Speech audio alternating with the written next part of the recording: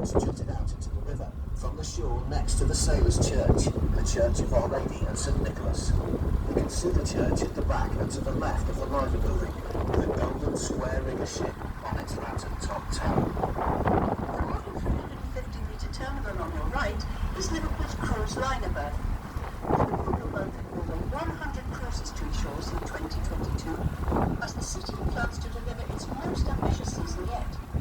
Cruise lines include Cunard, the Norwegian Cruise Line, Costa Cruises, Celebrity, Disney, Princess and Viking Cruises sail into the city all year round. Plans are also approved to make a new bigger facility built on a suspended deck nearby on the river, which will be able to accommodate the world's largest superliners.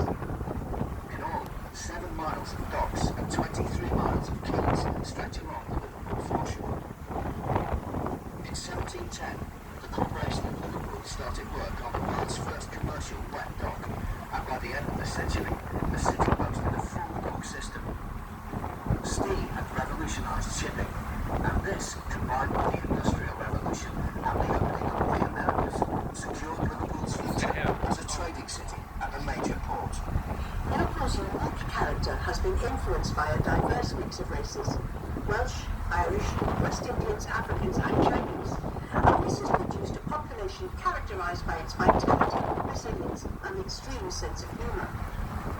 The city is also home to the oldest black and Chinese communities in Britain. Liverpool had prospered from trade with the British West Indies and the American colonies during the 18th century.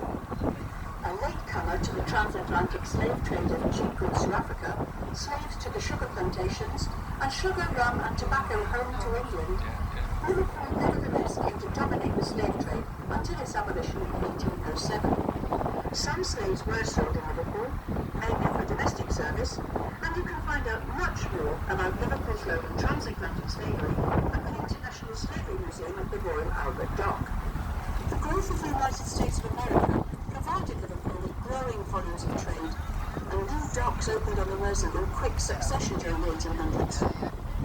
The city was described as the gateway to the British Empire and the door to the New World. A significant Irish presence has existed in the city for several centuries. In 1841, an estimated 49,000 Irish people lived in the city, and in the following years, during the Great Famine, over 1.5 million people crossed the Irish Sea, many of whom then left for the Americas, but many stayed, and their presence changed the character of the city forever. Up until the 19th century, Liverpudlians spoke in the same way as their Lancashire neighbours, but the impact of Irish migration to the city gave the city its unique accent. Today, an estimated 75% of Liverpool's population can trace their heritage to Ireland. You can find more information on this at the Museum of Liverpool. Between 1830 and 1930, over 9 million people left Liverpool by boat in search of a better life. Before steamships were introduced, these journeys were extremely hazardous.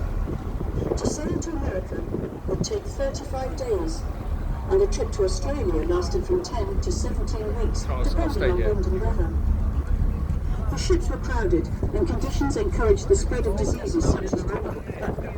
By the late 1800s, over 200 ships were being and traveled to